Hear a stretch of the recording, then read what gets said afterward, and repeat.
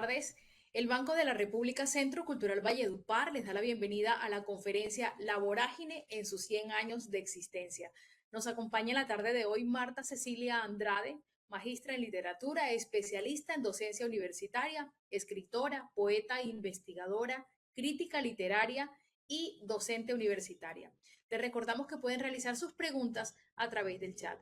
Doctora Marta Andrade, buenos días y gracias, buenas tardes, y gracias por aceptar esta invitación del Banco de la República Centro Cultural Valledupar.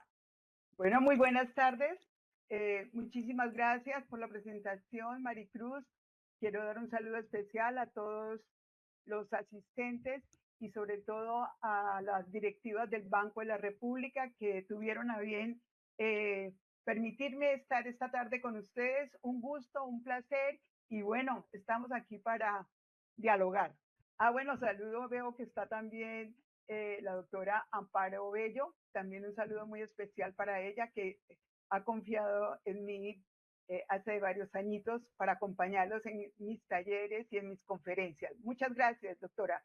Bueno, queridos asistentes, entonces vamos a iniciar nuestra presentación. Bueno, con esa musiquita que nos ambienta la llegada al llano, vamos a iniciar nuestra exposición que titula La Vorágine y sus 10 años de existencia. Le agregué una culetilla allí que dice vive, porque existir es vivir. Entonces le agregué esa palabrita para que nos sintamos muy motivados. Esta conferencia está dividida en 3 partes. En primer lugar, dándole vía a los 100 años al centenario que está cumpliendo la máxima obra de José Eustacio Rivera. La hemos organizado en algunos contextos. En segundo lugar, hablaremos de la novela y su transitar en estos 100 años. E incluso voy a rememorar un poco el argumento. Y en tercer lugar, hablaremos de la obra como patrimonio cultural de Colombia en estos 100 años, su vigencia, conclusiones, algunos anexos y obviamente ustedes tienen el espacio al final para que participen, ojalá hagan preguntas, vayan tomando nota, porque creo que es lo más enriquecedor para ustedes y para mí el diálogo. Entonces, así de esta manera iniciamos con los contextos que ha rodeado la obra La Vorágine, ¿no? Es decir, escrito por José Eustacio Rivera. Veremos cómo él, que nace a finales del siglo XIX y muere, y me adelanto un poco, pero para contextualizarlos, y muere en 1928, en el siglo XX, está rodeado de unos contextos que son muy importantes para su formación, ¿no? Los escritores son productos de su lugar, de su espacio, de lo que viven, ¿no?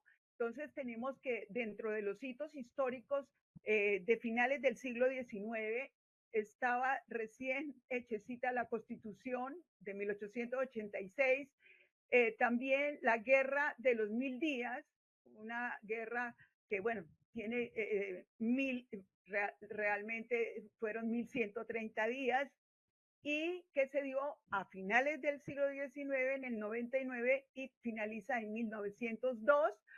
En 1903 ocurre algo importante para Colombia y es la separación de Panamá. Eso va a repercutir en el país, en la nación, en la visión de lo que era Colombia, ¿no?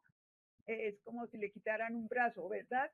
Y obviamente un magnicidio muy grave que se dio con la muerte del liberal Rafael Uribe Uribe en 1914, que también le correspondió como dentro de ese contexto histórico en que vivió José Eustacio Rivera. Entonces les decía los hitos colombianos, los hechos históricos, ¿no? Que marcaron esa época en que vivió José Eustacio Rivera y se publicó La Vorágine. Entonces, igualmente quiero hacer referencia a dos hechos fundamentales que van a ser para Rivera y que históricamente sucedieron. Uno en Venezuela hacia 1913, que fue la Noche de los Machetes, a cargo de un coronel militar, Tomás Funes, en la famosa matanza de San Fernando de Atabapo, en Venezuela. Y en el Perú se venían haciendo atrocidades reales, históricas, sobre la explotación del caucho a partir de los hermanos Arana, pero en cabeza de Julio César, le llamaban el varón del caucho. Recordemos que la palabra caucho viene de cochoc, que es una palabra aborigen que significa árbol que llora. Entonces el árbol del caucho se llama siringa y para la explotación del caucho, recuerden que ustedes en ese momento, a finales del siglo XIX, estábamos en que Inglaterra es la que manda, digamos así, la industria y se están haciendo llantas para bicicletas, para automóviles con este caucho natural. Claro, obviamente luego el caucho pasa a ser sintético cuando Goodyear también eh, hace la vulcanización del caucho y hoy en día pues no hay que matar los siringas para obtener el caucho, ¿no? Se hace de manera sintética, lo vulcaniza. Pero fue muy importante esta explotación que se hizo en el Amazonas con esa compañía que se entrelazó con Inglaterra en una firma peruviana, Amazon Company, que esclavizó muchísimos pueblos amazonas hasta diezmarlos, hasta desaparecerlos, ¿no?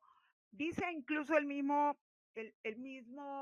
Rivera en una carta que le escribió a Henry Ford cuando él quería sembrar cauchos en el Amazonas, que tenían más o menos, había en el Amazonas 300, no es muy exacto, ¿no? Algunos hablan de menos, a 50,000 indígenas.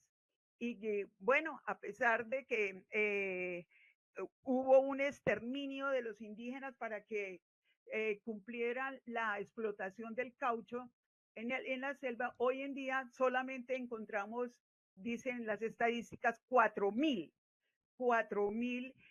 indígenas que incluso el Ministerio de Cultura irá a La Chorrera, lugar y casa donde hacían los oprobios y castigaban a los indígenas que no y colonos que no cumplieran la cuota, digámoslo así, de las bolsas de caucho, de la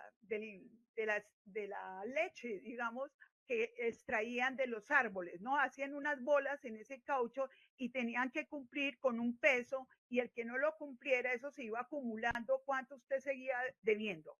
Estos hechos son muy importantes para poder entender la vorágine en su máxima extensión. Eso en cuanto a lo histórico. En el contexto literario que había pasado en las letras en Colombia, bueno, el siglo XVIII todavía no se había generado una literatura muy nacionalista, pero después de 1819, la independencia, ¿no es cierto?, de España, aparecieron muchos escritores, algunos con temas muy patrióticos y nacionales, ¿no? Entonces, poemas a la bandera. Luis Vargas Tejada hizo una obra muy interesante que se llama Las Convulsiones. Bueno, y así está también Guillermo Valencia y nuestro poeta insigne también José Asunción Silva. Y hubo ya hacia la segunda parte, bueno, claro que bueno, desde la primera del siglo XIX, unos escritores que, que ya produjeron novelas. Eso es importante que lo tengamos en cuenta hacia la segunda mitad del siglo XIX. Entonces, aparece Tomás Carrasquilla con la Marquesa de Yolombó en el 28. Se dice que es la primera novela colombiana ya como constituida, ¿no? Claro, hay muchos informes, crónicas históricas de conquista, pero parece ser que Tomás Carrasquilla hizo esa, y es muy interesante, es muy buena esa novela, ¿no? La Marquesa de Yolombó es una mujer, y atención que también será una mujer la que protagoniza Eugenio Díaz en su obra La Manuela, en 1858. A los 10 años, Jorge Isaacs publica María, y un autor que fue vetado incluso cuando vivió José María Vargas Vila. Él escribió Aura o las Violetas. Entonces, esta referencia que hago me parece también importante porque eran mujeres protagonistas, pero eran unas mujeres, bueno, la marquesa sí era una mujer muy especial, altiva, que logró meterse a hacer oficios de hombre, pero las otras, Eugenio Díaz, Jorge Saad y Vargas Vila, planteaban la mujer del siglo XIX, dócil, tranquila, dependiente del hombre, frágil, ¿verdad? María muere, en Aura de las Violetas, Aura muere también, ¿no?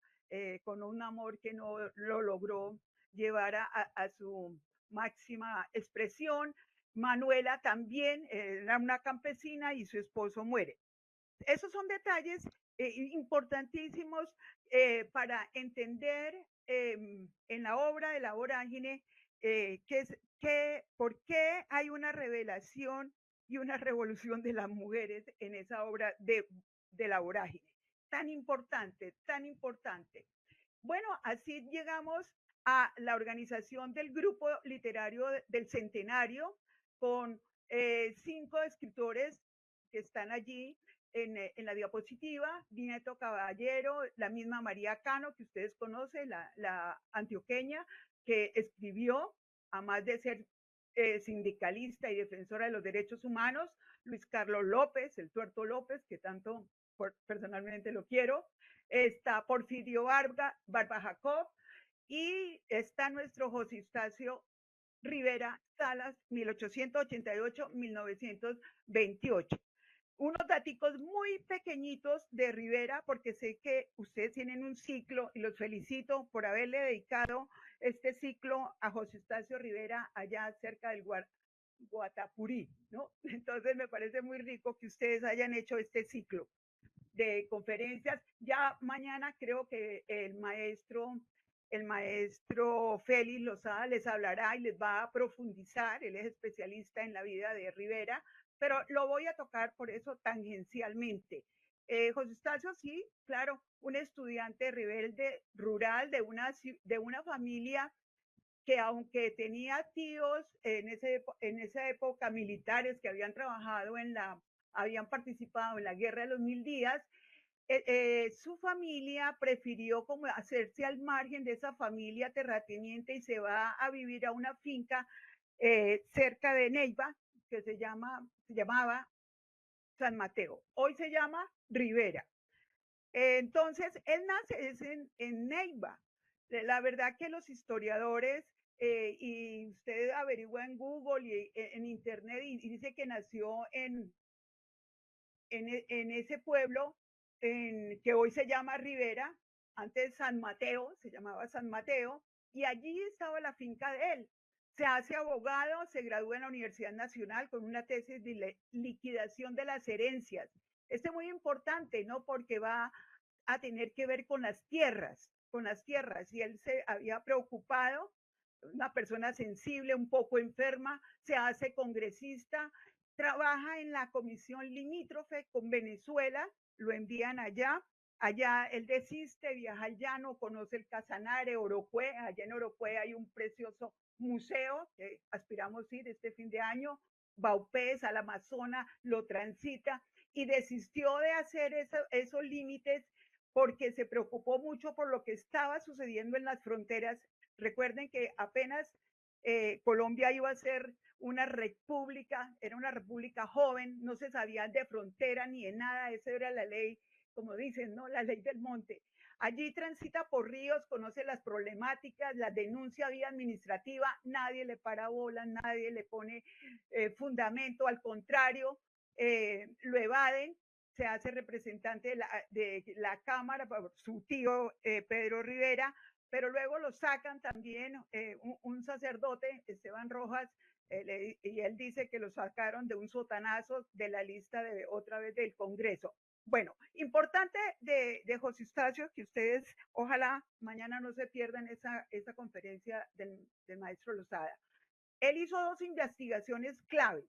Una sobre las irregularidades en el Ministerio de Guerra. Él denunciaba las injusticias, él iba a favor de los desprotegidos de la gente que realmente estaba sufriendo en ese momento, y cuando conoce el llano, conoce la selva, él dice, no, Colombia solamente piensa, era centralista, ¿no? Solamente piensa en los problemas de Bogotá y en sus alrededores, y la otra Colombia que sigue siendo olvidada, porque es así todavía, es por eso es tan vigente esta obra, ¿no es cierto? Continúa de esa manera. También hizo unos estudios sobre la construcción de oleoductos de petróleo que se iba a empezar desde Cartagena a Barranca Bermeja. Eso le daría una referencia para dejar proyectada su novela La Mancha Negra sobre el petróleo. Muere, él era un hombre cosmopolita, eh, digamos, se había criado en lo rural, adoraba el paisaje, adoraba los ríos, las montañas, le hizo, ustedes saben, en el libro Tierra de Promisión hay 55 sonetos, espero que ojalá lo hayan leído, y allí está la clave también de su visión de mundo. Y después de que publica en el 24 La Vorágines, viaja a Nueva York, a Estados Unidos, con la idea, imagínense, es decir, ya había viajado a México, a Cuba, a Ecuador, ¿no? Él había viajado de su pecunio incluso, ¿no? Vendía sus borradores de sus obras, las dejaba en pago de las deudas que tenían, ¿no? Eso nos lo contó una señora, una investigadora que acaba de descubrir los manuscritos de su obra, Juan Gil, su primera obra de teatro. Bueno, lo cierto es que muere en Nueva York. Muchos mitos alrededor de su muerte, de paludismo, otros de epilepsia, otro que lo mandaron a matar, que porque los gringos no querían que él escribiera la nueva novela sobre el petróleo. Hay muchas, se han forjado muchísimas hipótesis alrededor de la muerte de José Eustacio Rivera. Lo cierto es que muere, bueno, 2 días antes de hacer el primer vuelo, un piloto colombiano. Es muy importante esta anécdota porque con él mandaría ya las dos libros, dos ejemplares del libro de la vorágine que alcanzó a hacer allí en su editorial Los Andes en Nueva York. Entonces, con ese piloto, incluso hay una carta hermosa que le hace, él allí envía esos dos ejemplares. Pero ¿qué ocurre? Que en ese mismo año que él se fue hacia abril, en diciembre, es que muere, ¿no? Y al morir no tenían ni cómo trastear el cadáver. Al final lo envían en un barco de la United Fruit Company. Ojo, que allí aparece, ¿no? La primera referencia de lo que ocurre en 100 años de soledad, la matanza que hicieron después en las bananeras, ¿no? Y después de un mes lo entierran en Bogotá, después de venirse en barco, luego por el río Magdalena. Dicen que todos los pueblos lo admiraban y salía la gente a saludarlo con pañuelos blancos. Y cuando lo entierran, ese día llega también el piloto que él había despedido, y en la llevada de la carroza al cementerio central de Bogotá, el piloto lo acompañó desde el aire, y que eso fue algo maravilloso. Dice otro estudioso, Isaías Peña, que eso era como una película. Dice que no ha habido un entierro de un poeta, de un escritor más interesante que el de José Eustacio Rivera. Bueno, él, como les decía, publicó Juan Gil en 1912, Tierra de Promisión en el 21, La Vorágine en el 24, y en el 28 proyectó su segunda novela, La Mancha Negra. Aunque se han encontrado borradores en Manizales, en la Universidad de Manizales, hay consiguieron después, encontraron unos manuscritos, se los trajeron de Estados Unidos, y esa universidad tiene más que aquí en Neiva. Lamentablemente en nuestro Neiva no tenemos mucho de él, pero hay borradores de que había escrito otras 4 novelas. Una se llamaba Los Escarabajos. Aquí tenemos a José Eustacio Rivera y esa es la primera edición de La Vorágine en 1924, la editó la editorial Cromos. Aquí está el libro, esta es una editorial Losada, es la que yo trabajo, y el libro consta, eso no se había hecho en Colombia, es una novela que va marcando la diferencia con los escritos. No había una obra con un epígrafe que era un fragmento de una carta de Arturo Cova. Arturo Cova es el protagonista de La Vorágine, ¿no? Como ustedes bien saben los que la han leído. Luego vino un prólogo que hace José Eustacio Rivera. Él lo firma, el primero es un fragmento del personaje, oigan, miren ustedes lo ingenioso, el escritor, ¿no es cierto? Mete primero un fragmento de un personaje y luego él escribe y le hace el prólogo dirigido al ministro y él le dice allí, por tiempo no lo voy a leer, él le dice allí que él fue el que, digamos, le corrigió La Vorágine Arturo Cova, porque Arturo Cova es el principal narrador como personaje, ¿no es cierto?, de la novela. Eh, otra cosa muy clave de la novela, después del prólogo vienen tres partes. La primera es la más larga, la más grande, la más extensa, y se da de la ciudad, donde parte Alicia y Arturo que huyen de la ciudad, se da en el llano. Después la segunda y tercera parte se da en la selva. La novela tiene 4 narradores, siendo el principal Arturo Cova, pero le pasa la voz, eso no se había visto en la literatura colombiana, de ahí su importancia, a otros narradores como Eli Mesa, que son los que cuentan las masacres que hubo en la selva finales del siglo XIX, Clemente Silva, que es un personaje hermosísimo, lo quiero mucho, Clemente Silva, Balbino Jacome, Ramiro Estevans. Son los 4 narradores y como una caja de Pandora o como esas muñecas rusas van saliendo los textos, las historias. Hay un epílogo. Al final tampoco se usaba, hay un epílogo en la novela, un vocabulario, él no le llama glosario, le llama vocabulario, y lo acompaña esta primera edición con 2 mapas, eso no se estilaba en esa época en la literatura, y fotografías que hacen parte de la narrativa de la novela. Entonces, como ustedes observan, desde aquí uno se da cuenta que está al frente de una novela única, única, única. El término vorágine pues viene del latín vorán, devorar, garbullo, torbellino, baraunda, y significa eso, ¿no? Impetuoso, un remolino impetuoso que hacen algunos parajes en el mar, en los ríos, en los lagos. También es una pasión desenfrenada, mezcla de sentimientos muy intensos. Todos hemos tenido esas vorágines, ¿verdad? Aglomeración confusa de sucesos, de gente, también es una gran vorágine cuando hay mucha gente. Y la novela realmente fue escrita en 2 años, del 22 al 24. En el 22 comienza a escribirse en Sogamoso, porque un amigo lo retó a José Eustacio y le dijo, oiga, no escriba más versitos, más sonetos, escriba usted que tanto tiene de apuntes sobre la selva, escríbase una novela. Mire lo importante que es que lo reten a uno, ¿no es cierto? Y José Eustacio dijo sí, y empezó a escribir la novela en Sogamoso, luego la segunda parte la hace en Orocue, en ese municipio tan bello, el Casanare, y la última parece que fue en Neiva. En Neiva termina la obra en 2 años, escrita la obra en cuadernos de contabilidad, manuscritos. Ahí está tachada el título original. Ahora esta niña Norma Donato está indagando a ver cómo era el verdadero, el título que él le había colocado.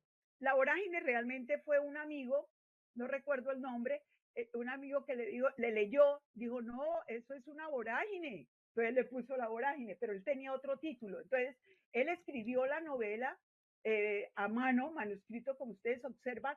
Todo esto lo encuentran en la Biblioteca Nacional.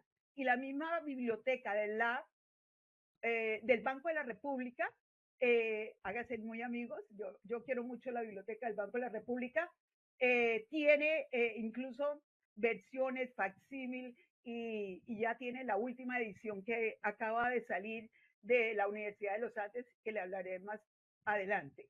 Bueno, entonces la novela fue escrita a mano, en cuadernos de contabilidad, mire, ahí ese pedacito, y él, ahí dice, ¿no?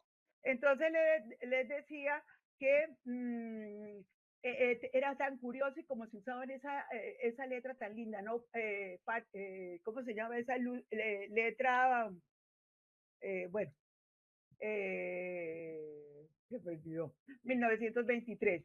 Él escribía allí, Palmer, ¿no? Palmer, y colocó muy juiciosamente el día que inició, era muy disciplinado, el día que inició a escribir su novela en ese cuaderno manuscrito a tinta, imagínense.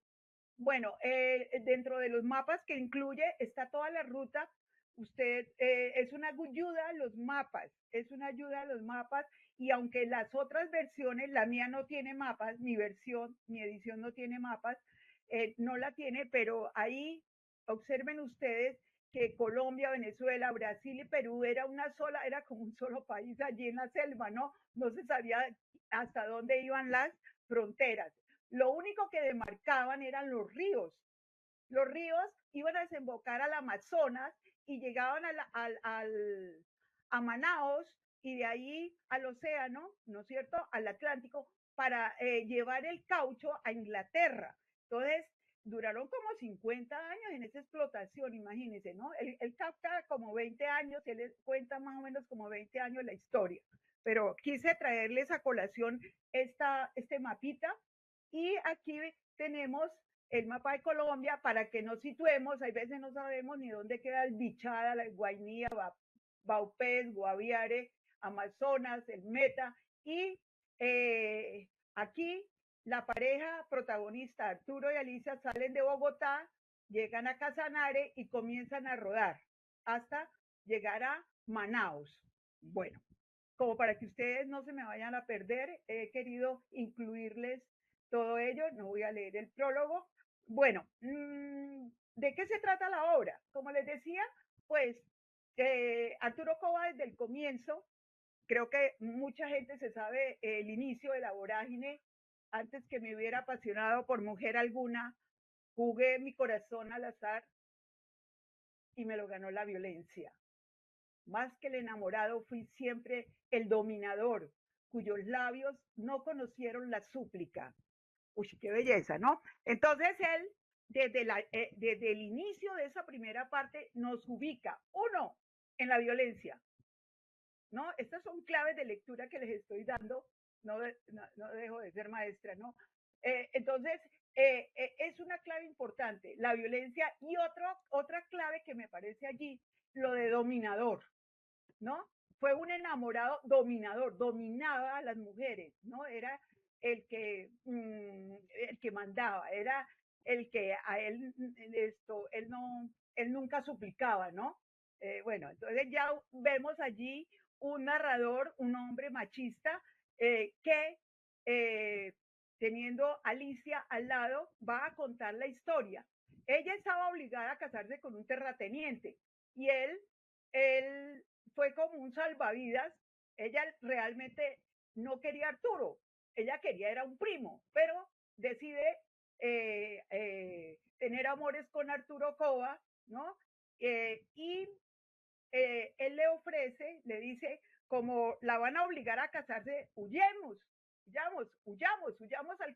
al Casanare, allí hay amigos que nos pueden ayudar, está don Rafael, don Rafo, y ella decide y contra viento y marea se vuela, se huyen de la familia de Alicia, que era una familia pudiente, Alicia era una niña, digamos, citadina, pues de un estrato bueno, en esa época no se hablaba de estrato, obviamente, pero bueno, ellos viajan y el primer pueblo, como les decía, que llega es al Casanare, a una finca, la Maporita, allí conocen a Griselda, una mujer que sería muy importante para Alicia, porque pues era llanera y ella se hizo amiga de Alicia, y veía que Alicia era tímida, Alicia era frágil, Alicia no sabía montar a caballo, era una niña de ciudad. Entonces el mismo Arturo dijo, uy, ¿en qué me he metido con esta mujer? Si esta mujer no va a dar la talla, no es una mujer debilucha, bueno, la trata como mal, ¿no? Y llegando allí a la Maporita, ella como que se refugia en Griselda. mmm, Griselda le cae muy bien a Alicia y va a ser como el alter ego de Alicia porque ella la va a ir transformando, ¿no? Entonces quedan de amigas y aunque Griselda le es infiel, porque además se enamora de Arturo Cova, que era mujeriego, y Arturo se acuesta con Griselda, entonces Alicia como que se da cuenta, pero como Griselda era tan buena mujer, ella le dijo, no, no se preocupe, eso los amores van y vienen, no ponga atención a esa relación, y la convence y se hace amiga de Alicia, ¿no? Esta llanera, y le va a enseñar lo que es ser una mujer del llano. Y Alicia también le enseña, ella le dice que tan lindo el vestido, y le dice a Alicia que ella sabe coser, tejer, pues en esa época era, ¿no es cierto? Ahí está marcado la mujer del siglo XIX, que estaba educada para casarse y para aprender manualidades. Bueno, el caso es que en esta primera parte Arturo abandona, llega el antagonista Barrera, y tiene enfrentamiento porque comienza a darle regalos a Griselda, creo que se escapaba con ella, y Alicia, y Arturo se pone ahí como celoso y sale de allí. Barrera, Griselda y Alicia se quedan solas. Arturo persigue a Barrera, lo busca, está allá en cólera, van y juegan, tienen juegos de dados, se dan unas escenas maravillosas de los toros, de, bueno, todo lo que pasa en el llano, ¿no? Tiene una riqueza natural de todo lo que ocurre, está también la vieja Bastiana, y ellos se van como en busca de trabajo y dejan a las dos mujeres allí. Por eso, cuando vuelven, ellas se han escapado, se han ido.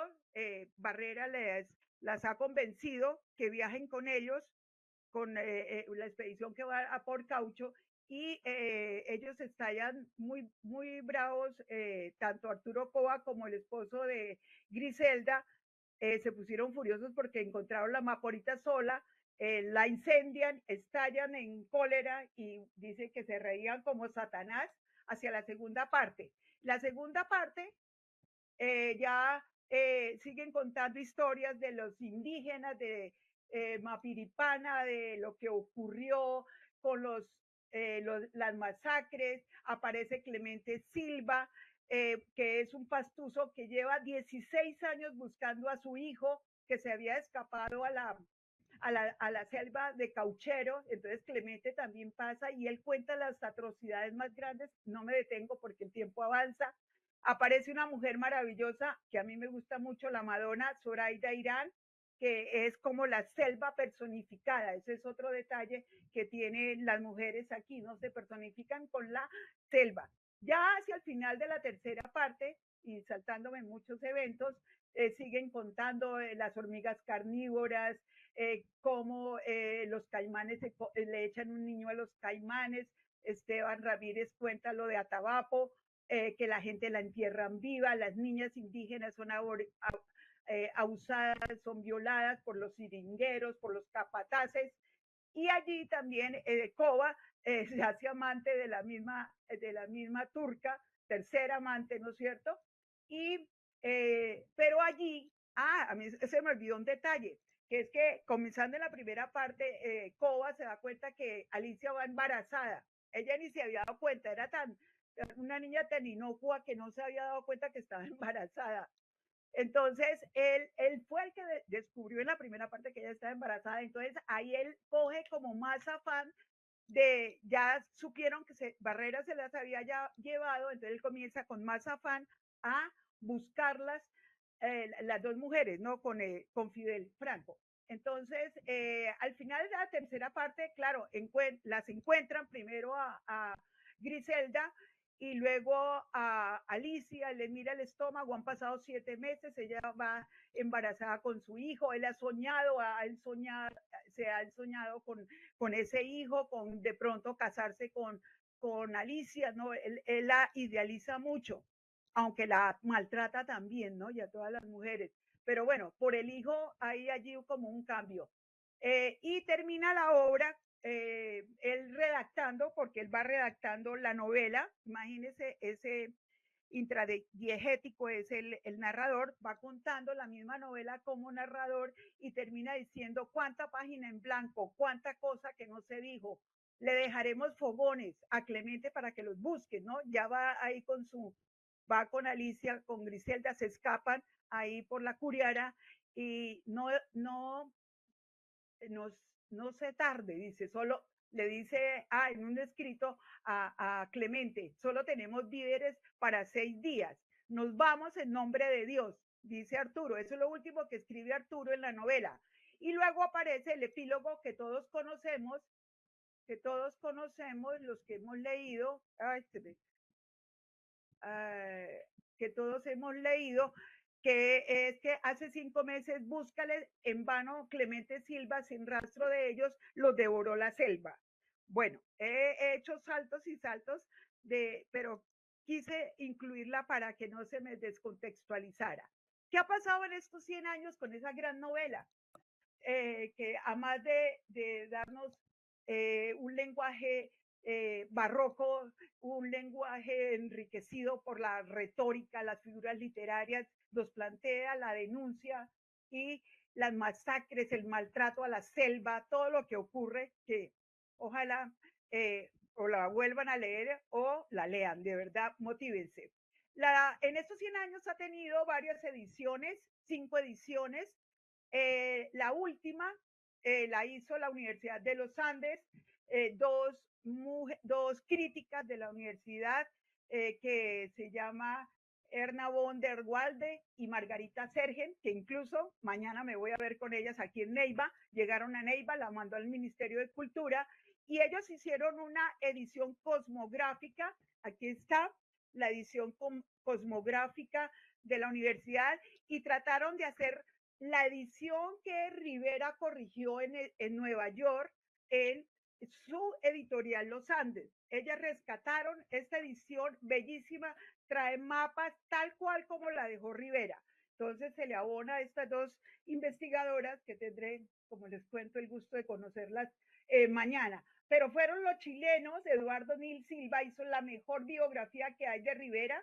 Si hay de pronto algún estudiante leerse, la encuentran también en las bibliotecas del Banco de la República y de la Biblioteca Nacional de Bogotá. Eduardo Nil Silva tiene la mejor biografía que se llama Horizonte Humano. Luego uno de los críticos más importantes, también chileno, está la española Montserrat, Luis Carlos Herrera, incluye mapas y muchísimas ediciones piratas, ¿no? Todavía la gente sigue haciendo ediciones. La obra en estos 100 años ha sido traducida a muchísimos idiomas, aunque es muy difícil de traducir. Se dice que es inexpugnable.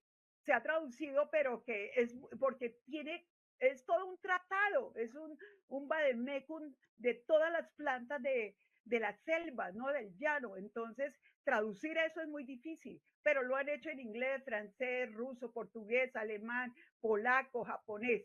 Allí está.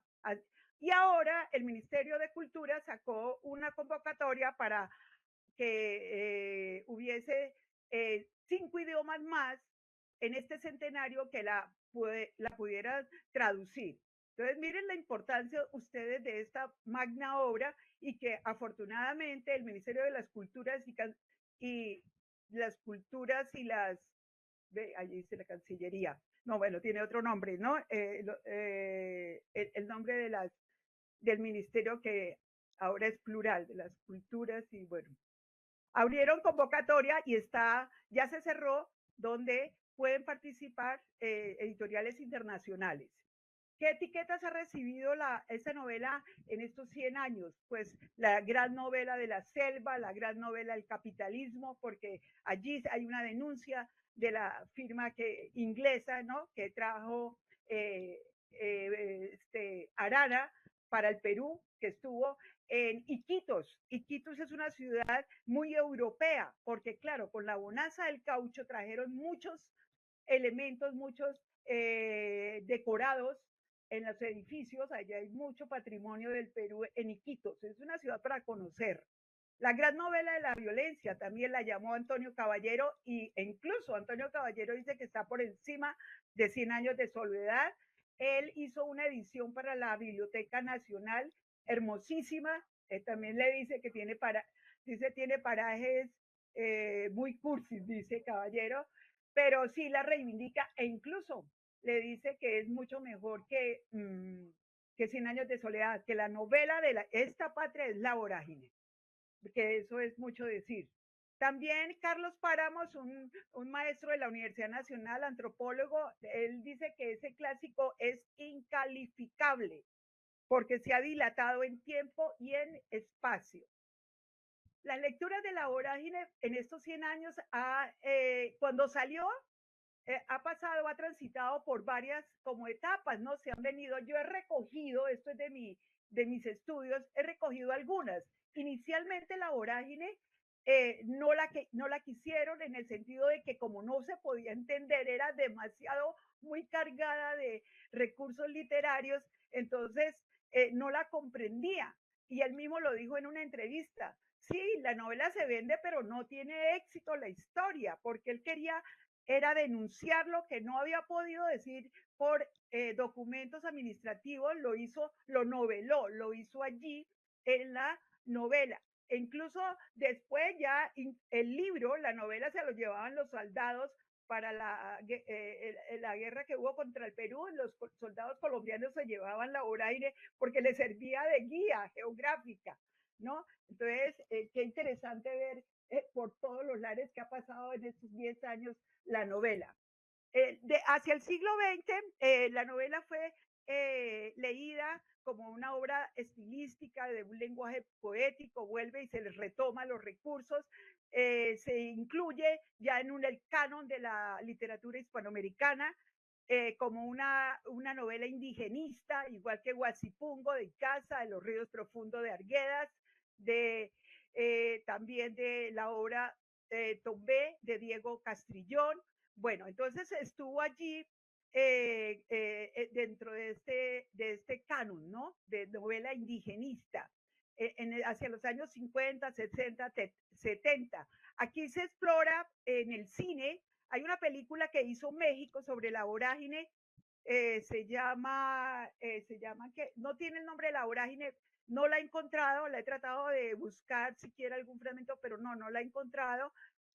Se le hizo aquí hubo un bambuco que se llama Torbellino, y bueno, se trató de llevar en los 70, ya les voy a hablar más adelante de eso, a la televisión, a la televisión. Bueno, hacia finales del siglo, no, hacia los años 90, realmente la novela toma una lectura de denuncia. Entonces, ya aquí conforma el tríptico de la novela de la selva, ¿no? De las novelas telúricas que tratan del problema de la tierra con en la dicotomía que plantea Facundo el argentino de barbarie y civilización.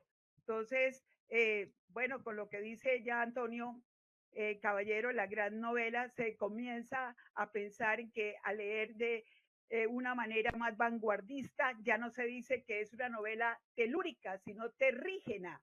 Interesante ese término, ¿no? No les digo para que ustedes la noten y averigüen, terrígena. Bueno, y en el siglo XXI llevamos 2 décadas, ya la novela se ha leído con una plurisignificación bárbara, unos estudios específicos, sociocríticos, con miradas antropológicas, psicológicas, históricas, etnográficas, mitológicas, ecológicas, e incluso me llama mucho la atención que estuvo aquí en Neiva, Norma Donado, que está haciendo la genética de los manuscritos. maravilloso esa historia, ese trabajo lleva 10 años detrás de los manuscritos de la de José Eustacio Rivera, las cartas, todos los que y acaba de ella fue la que descubrió el original de Juan Gil en Manizales. Y ya ese libro está en la Biblioteca Nacional, ustedes pueden ingresar a la biblioteca y lo pueden leer. Juan Cárdenas, un escritor muy contemporáneo colombiano, dice que hay que leer la estética de Rivera porque tiene todo una lectura soterrada de la política y que la estético va unido a la política. Bueno, del cine, metatextos que se han hecho, creo que ya lo mencioné. No, hay uno que me interesa que ustedes sepan. Bueno, RCN llevó la obra en el 75 a telenovela, luego en 1990 está también, no, la primera fue RTI, disculpen, y después RCN, que incluso aquí ustedes la pueden conseguir, la telenovela RCN la está dando, aquí se consiguió y la están pasando en la biblioteca aquí en Neiva. Bueno, la música, el expreso, el sanjuanero que se le han hecho. Hay una novela, eso me parece importante, sobre todo para los estudiosos, que se hizo en los años 50, que se llama La otra selva, por Boris Salazar. Es un escritor ibaguereño, ganó premio Ciudad de Pereira con esta novela y retoma los últimos días de José Eustacio Rivera y hace esa novela, La otra selva, y lo pone a enamorarse de una gringa. Sería interesante, me ha llamado, esa sí no la he leído, me ha llamado la atención, debo conseguirla. Y por último, una novela, la novela gráfica. Entonces, esta novela gráfica, tendré el gusto de hablar con su autor, esta novela gráfica la hizo en el 2016, está prácticamente nueva, fue convertida por Oscar Pantoja, un gran escritor, también pastuso, y dibujada. Y él, aquí en esta novela, en el 16, ya no tiene 3 partes, sino 4 partes. Bueno, no voy a leer mucho lo del patrimonio cultural. Yo puedo facilitar esta presentación, la tendrá Maricruz, y ustedes pueden ya leerla más detalladamente. El patrimonio cultural está dado en algunos tópicos, como les acabo de decir, la riqueza lingüística, la riqueza de la narración osada que se plantea, la polifonía, los diferentes narradores, los hipertextos, los metarrelatos, los correlatos que tiene la novela. Obviamente está construida a partir de un diario, de un viaje, hay testimonios, crónicas, acciones de novela policíaca, porque Clemente Silva busca 16 años a su hijo, ¿no? Porque se ha perdido y él busca como hoy en día, ¿no es cierto? Cuando se pierden se aparecen los falsos positivos y eso allá está planteado, allá hay una esencia en esta novela, ¿no es cierto? Bueno, tiene un valor histórico, literario y se conjuga en lo que se llama la ficción.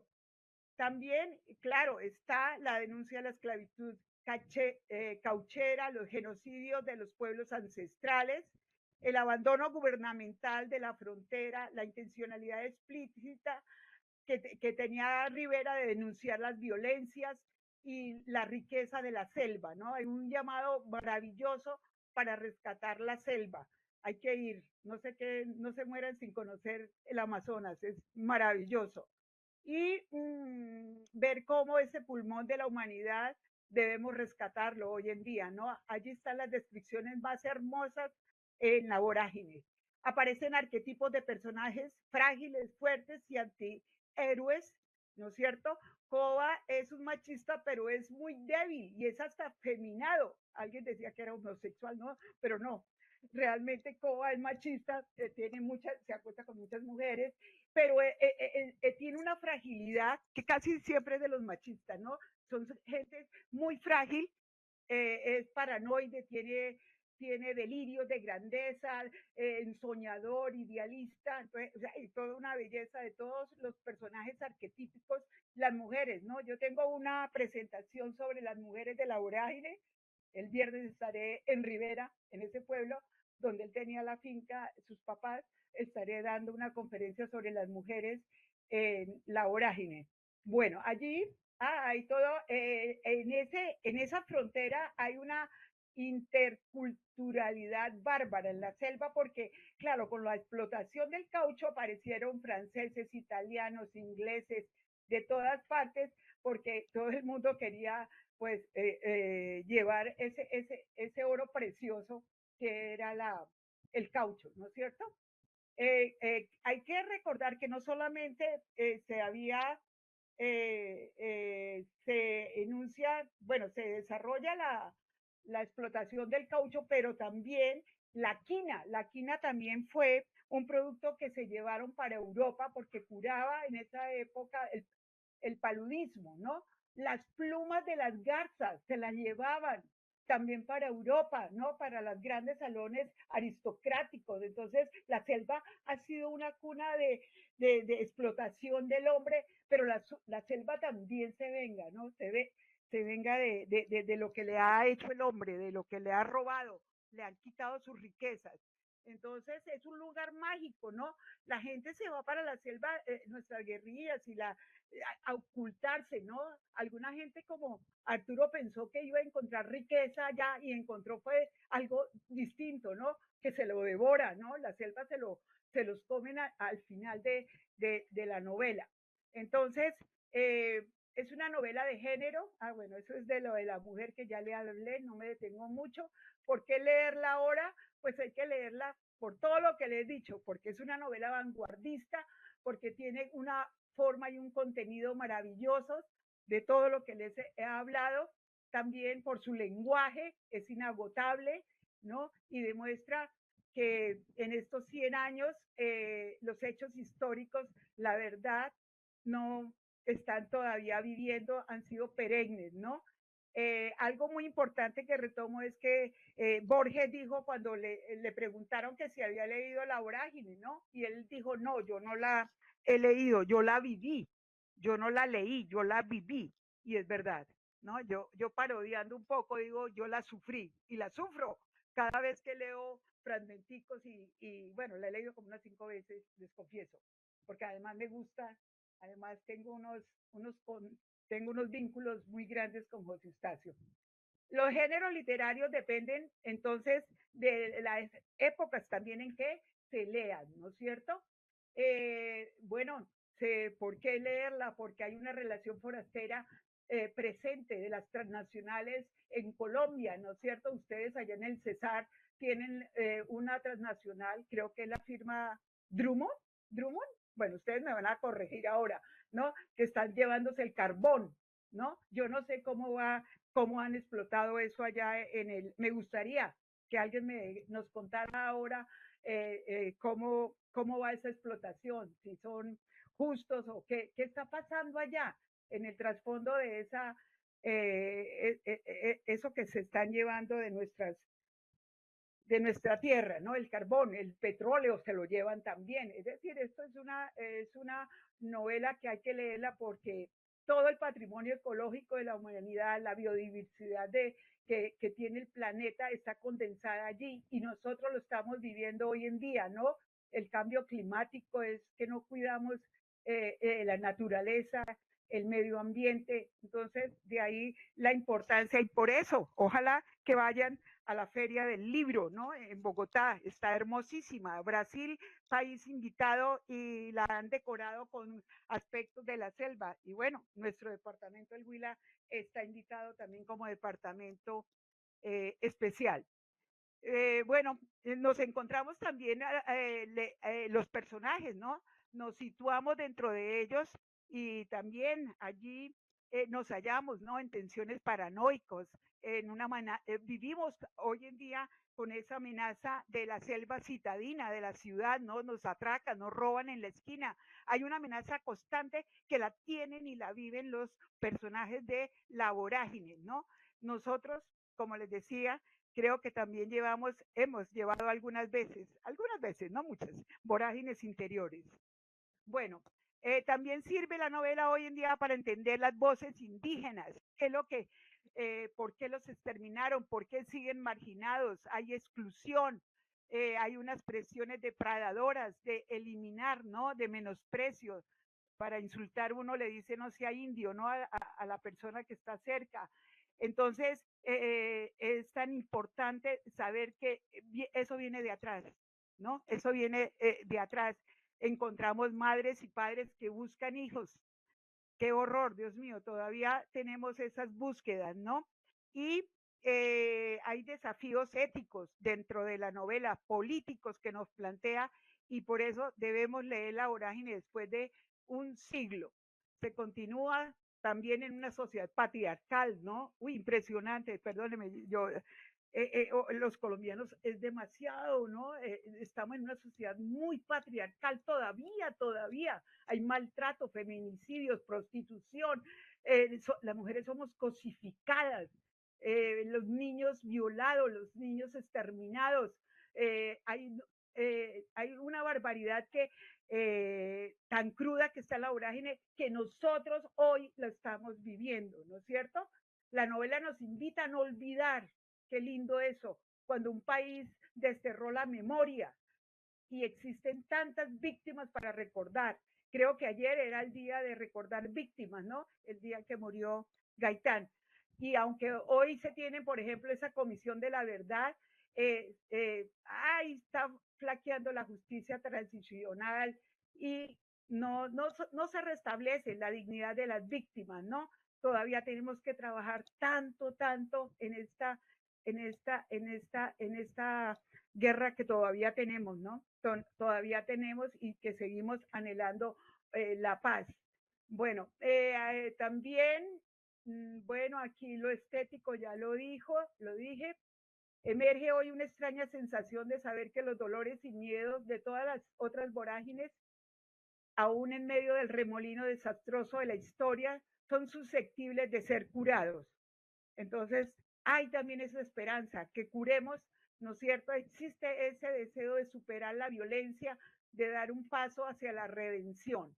Las grandes tres conclusiones para terminar, queridos asistentes. Efectivamente, Rivera vive hoy en día. Él vive, en estos 100 años ha transitado y él vive como un hombre universal, visionario, talentoso, sensible, que se debe leer en clave universal, no en clave regional, porque él fue un hombre universal. Desde su angustia existencial persiguió un ideal inalcanzable, ¿no? Que se reconocieran la otra Colombia. Fue un ser nacionalista, indócil, obstinado, valiente, que incomodó el statu quo del momento histórico en el que vivió. Un gran observador que vivió en tensión todo el tiempo, vivía en tensión. Él no solamente llegó a las fronteras geográficas, él también pasó las fronteras de la literatura del siglo XIX, del siglo XX, pasó también del país a Nueva York, buscó nuevos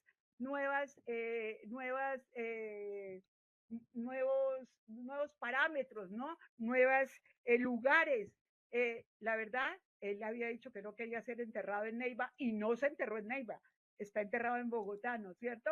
Aquí algunas veces quisimos que lo trajeran, pero no, sus hermanas o los nietos, sobrinos que tiene, no lo permitieron, ¿no? Porque la verdad, él se fue muy triste porque aquí lo trataron muy mal, no lo valoraron, ¿no? Pero él logró, a pesar de que fue perseguido, a pesar de que no tenía apoyo, él logró sobrepasar la frontera. Entonces, 100 años en esta vorágine nos ha llevado de masacre en masacre, de injusticia en injusticia, porque la obra, pues, además de protestar, también va en contra del olvido. Yo pienso, Marta Andrade, que la obra es un gran canto épico. Yo siempre he pensado eso, que nuestra patria, desde su voz desgarradora, eh, debe leerla con pasión, ¿no es cierto? Porque ya hemos comprobado que la violencia es interminable. Es un grito literario, digo yo, es un grito literario para tomar conciencia ecológica y humana.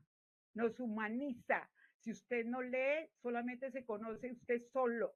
Hay que leer para conocer otras personas, otras seres humanos. ¿no es cierto? Bueno, y el lenguaje, que es una narrativa, los que escriben también hay que leerlo, la riqueza lingüística, es una novela canónica, dicen las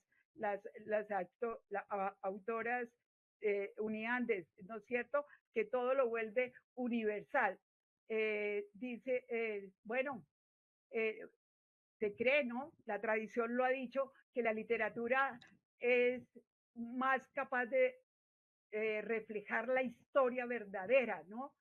Que los temas delicados de la historia los han hecho las grandes obras literarias y yo creo que sí. Y por eso termino con esta diapositiva en donde Rivera lo dijo, ¿no es cierto? La obra se vende, pero no se comprenden las denuncias.